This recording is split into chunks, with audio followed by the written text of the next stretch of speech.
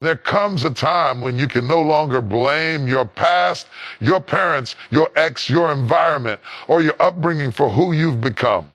There comes a time when the excuse dries up and the truth remains. You are responsible for your own transformation. Nobody is coming to fix you. Nobody is responsible for your breakthrough but you. If you want a freedom, you've got to fight for it. If you want change, you've got to choose it. Care enough. You cannot pray away what you're not willing to confront. You can't cast out demons you still enjoy dancing with. And you certainly cannot walk in purpose while protecting your dysfunction. You've got to fix yourself. Not because you're broken beyond repair and care enough, but because you're too valuable to remain fractured. God didn't create you to stay stuck. Heaven didn't invest that much in you to die in cycles. Fix yourself, because what's inside of you is too powerful to stay buried beneath insecurity, fear, addiction, or pride. Stop waiting for someone to recognize your worth while you refuse to recognize it yourself. Stop begging for opportunities when God has already given you the tools to build your own. Fix yourself. Not for applause and care enough, not for validation, but for alignment, for divine alignment. You can't walk into what's next dragging what's old. You can't embrace your future while cradling your pain like a baby. It's time to let it go. Let go of the bitterness. Let go of the victim mentality. Let go of the identity crisis you developed from people who didn't know how to love you. You don't need another prophecy. You need discipline. Care enough. You don't need more oil. You need order. Your healing is not in the laying on of hands. It's in the laying down of your pride. Some of us are waiting on God to change us while God is waiting on us to choose change. You can cry all night, but until you shift your mindset, nothing shifts around you. You can post all the quotes, attend all the conferences, shout in every service. But if you leave unchanged, it's just noise. Care enough. At some point, you've got to do the work. The uncomfortable, silent, painful, uncelebrated work of fixing yourself. And care enough. That means forgiving what hurt you, means owning what you did. That means cutting off what keeps pulling you backward. That means fasting for clarity, care enough, praying for discipline, studying for wisdom, loving yourself enough to heal, not just survive. People can hand you resources and care enough, but they can't give you responsibility. People can pour into you, but they can't make you receive. People can teach you, but they can't apply it for you. Fix yourself, fix your habits and language, fix your attitude, fix your faith walk, fix your thinking. You are the gatekeeper of your life. And care, if it's out of order, you let it in. If it stays broken, you refuse to repair it. You cannot outsource your healing. You cannot subcontract your character. The greatest transformation comes from within. And don't fix yourself to impress people. Fix yourself because purpose demands it. Destiny depends on it. Care enough. Future generations are connected to it. If you don't break it, it continues. If you don't heal it, it spreads. If you don't change it, it lives again in your children. Fix yourself so the curse stops with you. And fixing yourself doesn't mean perfection. It means responsibility. It means showing up every day and saying, I will not die in what I have the power to change. It means praying through it, crying through it, and care enough, fighting through it. It means you may not be there yet, but you're not quitting now. So this is your moment, not tomorrow, not when they apologize, not when things get easier now. Look in the mirror and say, no more waiting, no more blaming, no more denial. I am fixing myself because I am worth the work. There comes a season in life where you must stop rehearsing your reasons and start embracing your responsibility. A season where you must look at everything you've survived, everything you've endured, everything that tried to break you, and decide, I will no longer live under the weight of excuses. Excuses are easy. They're comfortable. They allow you to shift blame, delay growth, justify stagnation. Excuses let you say, I am this way because of what happened to me. Instead of saying, and care enough, I'm growing in spite of what happened to me. But you were never meant to live in survival mode forever. You were never meant to stay stuck at the scene of the trauma, stuck in the memory of rejection, or bound by the words they said. At some point, care enough. You must rise and declare, this pain will not be my identity, because you cannot build a future while bowing to the past.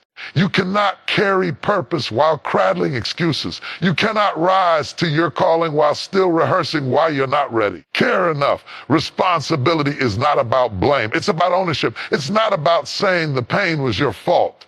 It's about saying, even though I didn't cause it, I refuse to let it control me. You can't control what happened, but you can control your response. Care enough, but you can't undo the abuse, but you can decide it won't be your narrative. You can't erase the betrayal, but you can choose not to become bitter. You are not helpless. You are not helpless. You're not powerless. You are responsible for your healing, responsible for your mindset, responsible for your next step. The truth is, nobody is going to come and rescue you from the excuses you built your life around. Care enough. Nobody's going to come knock on your door and say, it's your turn now. You must claim your moment. You must rise from the ashes and say, what they did will not define who I become. Excuses are chains, and they sound like protection. They sound like wisdom. They sound like self-care. And care enough. I can't trust again because I've been hurt. I can't lead because I was rejected. I can't try because I failed. But in reality, care enough. They are not protecting you. They are imprisoning you. Every excuse you hold on to becomes a brick in the wall that separates you from your destiny. But responsibility tears the wall down. It says, care enough. No more hiding, no more deflecting, no more waiting for someone else to fix what I have the power to face. Responsibility doesn't ask you to be perfect. It doesn't even ask you to have it all together. It just asks you to show up in truth, show up with a willing heart, show up and say, care enough. But this is where I am, but this is not where I'm staying. There are two kinds of people in this world, those who explain away their pain enough, and those who extract purpose from it. Which will you? Because one leads to a cycle and the other leads to transformation. One makes you a victim and care enough. The other makes you a vessel. When you take responsibility, you take the power back. You say, I'm not waiting for closure. Care enough. I'm creating healing. I'm not waiting for them to come back. I'm moving forward without apology. Responsibility silences excuses. Care enough. It tells every lie you believed. You don't live here anymore. It kicks fear out of your decision making. It silences the voice that says you're not enough. It breaks the narrative that says you'll always be stuck. It takes your story and places it in God's hands for purpose, for glory, for healing, and for legacy. Yes, it's hard. Yes, it's painful. Yes, care enough. It takes discipline. But let me tell you something has a cost. And the cost is your excuses. You cannot be free and stay fragile. You cannot be whole and still hide. You cannot grow and still gossip about what went wrong. You must stand in the mirror and say, care enough. I'm not waiting for someone else to change. I am the change, the healing you're waiting for. It starts with you. The doors you're praying for, they require your movement. The clarity you're desperate for, it flows through obedience. Stop waiting for it to feel better. I start deciding that you're worth the process. Responsibility is not a burden. It's an invitation to break cycles, to change atmospheres. Care enough to elevate your life, to declare, this generational dysfunction ends with me. You were not born to be a prisoner of your history. Care enough. You were born to be the architect of your future. But that only happens when you refuse to play small, refuse to stay bitter, care enough, and refuse to keep explaining why you haven't become who you were created to be. Today is the day you drop the excuses. Today is the day you take back your power. Not tomorrow, not next month, not when they change. Now, this is the moment you stand up and care enough. Not just emotionally. You stand up in your soul and say, if nobody encourages me, I'll encourage myself. If nobody believes in me, I'll believe anyway. If nobody says I can do it, I'll do it by faith. Excuses will keep you comfortable, but purpose will require you to move. Care enough, and though responsibility may feel heavy at first, it will ultimately set you free. You don't need more time. You don't need another confirmation. You just need to say yes to the process. Care enough. Healing is not a soft process. It is not always peaceful. It is not always pretty. It's not always wrapped in inspirational quotes or gentle affirmations. Care enough. Healing, real healing, begins in the trenches. It begins in the places we would rather forget. It begins in the shadows I've learned to decorate. Care enough. It begins not with denial, not with deflection, not with distraction, but with confrontation. At some point, you must stop running. You must stop pretending. Care enough. You must stop packaging your pain in religious language or rehearsed smiles. You must go back into very places you've tried to bury. Open the doors you've nailed shut and confront the reality of what broke you. Unconfronted pain doesn't disappear. It disguises itself. Care enough. It turns into bitterness. It bleeds into relationships. It hijacks your thoughts. It clouds judgment. It blocks your prayers. You think you're moving on, care enough, but really you're just moving around the issue, and the issue stays alive, feeding on your silence, thriving in your denial. You've mastered surviving, but not healing, because healing requires you to stop hiding. It requires you to sit in the truth of what happened. The betrayal, the abuse, the abandonment. Care enough. The words they said, the love they withheld, the trauma you normalized, the version of yourself you lost along the way. Care enough. This isn't about reliving for pain's sake. It's about acknowledging what you went through matter. It shaped you. It scarred, but it does not have to define you. Confrontation is not about blaming. It's not about staying stuck in the past. And care enough. It's about reclaiming the truth so that healing can begin. You prayed for healing. You've fasted for breakthrough. And you've asked God to remove the weight, but God is saying, you've got to face what's been buried, because until confronted enough, you will keep bleeding in places that never cut you. Until you confront it, you will remain bound by patterns you don't understand. Until you confront it, your healing will remain incomplete. He could have just spoken the miracle instantly, but he engaged the wound. He pulled the pain into the light before healing it. Why? Because transformation begins where truth is acknowledged. Some of you have built your life around avoiding that moment. You've filled your calendar, your feed, your friendships, even your ministry with noise. But silence scares you and it terrifies you, because in the silence, your wounds speak loud. In the quiet, you feel what you've been running from. Enough. But can I tell you something? Yes, confrontation is hard. It hurts. It humbles. It takes you back to places you've locked away. Don't fear the confrontation. Fear the consequences of avoiding it. Fear the years you'll lose pretending. Care enough. Fear the relationships you'll damage bleeding on others. Fear the purpose you'll never step into because you refuse to face what held you back. There's a reason it hurts, because healing is not passive. It is active warfare against everything that tried to destroy you. Care enough. It's tearing down the lies you believe to survive. It's pulling up the roots of rejection, fear, shame, and abandonment. Care enough. It's facing the mirror without flinching. It's crying the tears you tried to suppress. It's saying out loud what you saw you'd never tell a soul. And care enough. That's the confrontation. Because healing doesn't mean forgetting. It doesn't mean it didn't happen. It means it no longer controls your identity. Care enough. It no longer makes decisions for you. You are no longer reacting from pain. You are responding from wholeness. And that's the true goal. But hear me clearly. Care enough. Confrontation is not a one-time event. It's a lifestyle of honesty. It's checking in with yourself. It's asking the hard questions. Care enough. It's not waiting until you explode to deal with what's wrong. It's choosing awareness over avoidance. Care enough. It's not just seeking comfort. It's pursuing truth. Some of us want to be healed but don't want to be honest. We want the fruit of freedom, not the labor of confrontation. But healing requires that you tell the truth, not just to others, but to yourself. Don't just sweep it under the rug. Don't call it strength when it's actually suppression. Don't call it maturity when it's just masking. Healing starts when you face it. Eyes open, care enough, heart trembling, voice shaking, and say, this hurt me, but it will not keep me. Everyone wants change. Everyone wants transformation. Care enough. Everyone wants the breakthrough, the blessing, the better life. But let me ask you something. Do you want enough to be disciplined for it? Care enough. Desire is not the problem. You've got enough vision boards and enough inspiration, enough, I'm going to do it this year.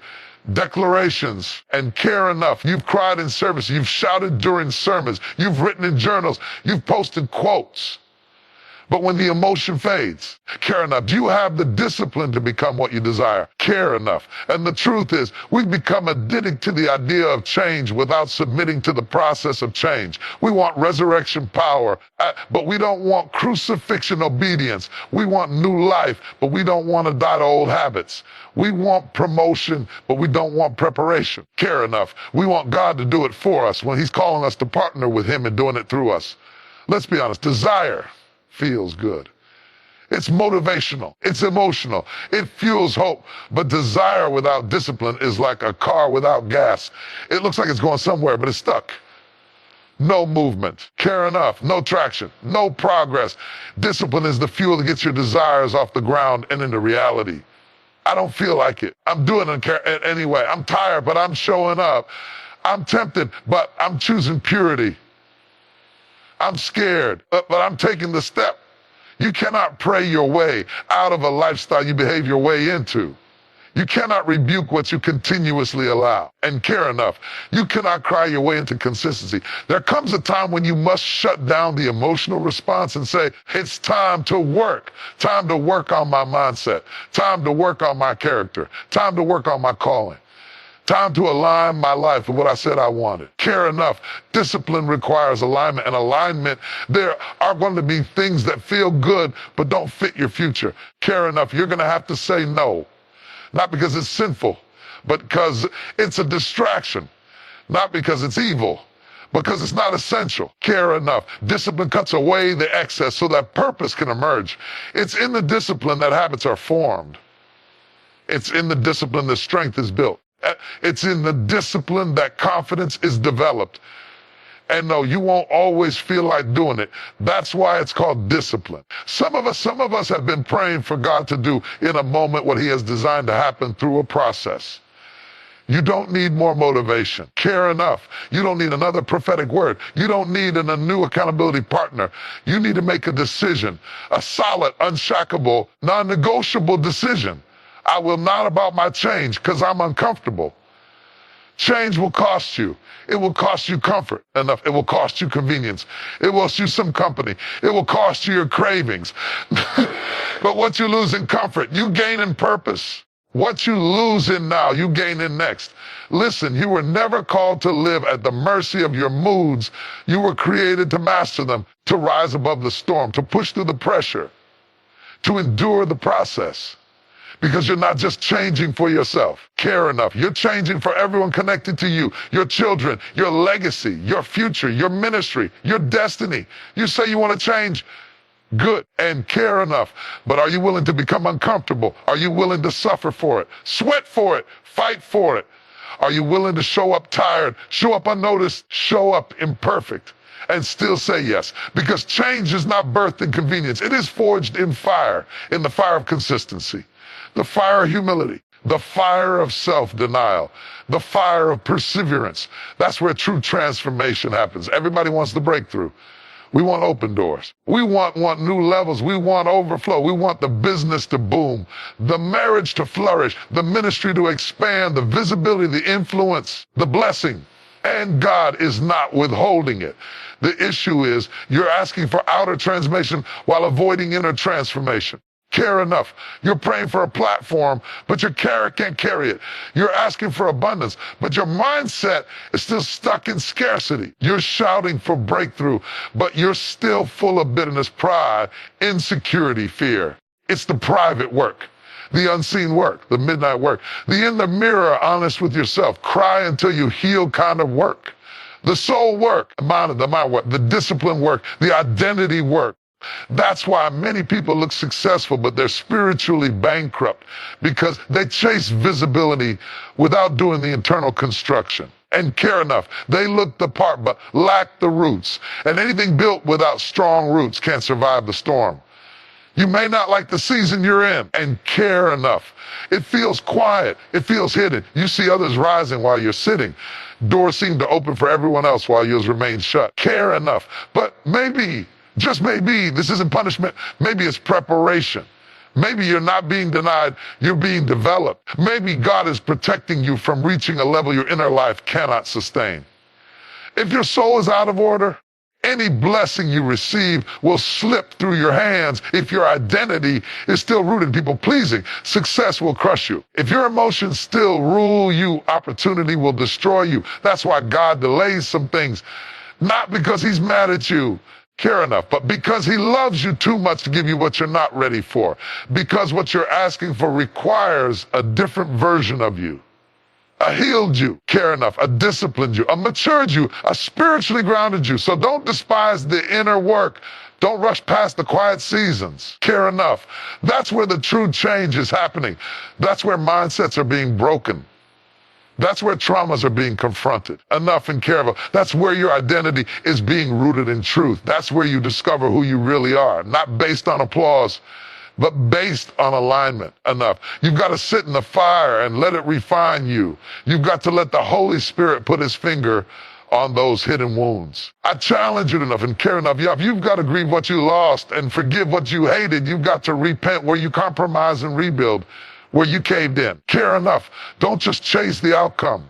You do the inner work that attracts it. You don't become a better leader by getting more followers. You become a better leader by dying the ego, choosing humility and embracing servanthood. And care enough. You don't become emotionally whole by changing people. You become whole by healing from what did and learning to stand strong with or without their approval. You don't find peace by running from pain. You find peace by walking through it hand in hand with God and coming out refined, not ruined. That's why when you see someone walking in power, when you see someone who has peace under pressure, when you see someone walking in their calling without flinching, know this, they've done the inner work. They've wrestled in the night and care enough. They've confronted their patterns. They've lost some people. They've mourned the old self. They've been crushed so that they could be called. So care enough. If you're in a season of breaking, don't panic. You're not being planted. And what's planted doesn't look powerful at first. It's hidden. It's overlooked. It's underground. But one day it breaks through. Not because of what's on the outside, but because of what was built on the inside. You will not be remembered by the cars you drove, the house you bought, or the titles you earned. You will be remembered by the life you lived, the truth you walked in, the values you passed down, and the impact you made on the lives around you. Care enough. You can't hand down what you refuse to develop. You can't pass on wisdom you never pursued. You can't leave a standard that you never lived. Care enough. It begins with how you rise in the morning and how you fight your private battles. It begins in the tears nobody sees and the prayers nobody hears. You to love enough and care enough. It begins in your obedience, your humility, your healing, your sacrifice. You are living for people you may never meet, whose lives will be better because you chose to heal, to grow, to confront, to become. Not just for you, for the next generation, for your future children, for the people whose lives will intersect with yours, for the leaders you will birth, for the marriages you will inspire, for the communities you will touch. And let me be real, growth hurts. It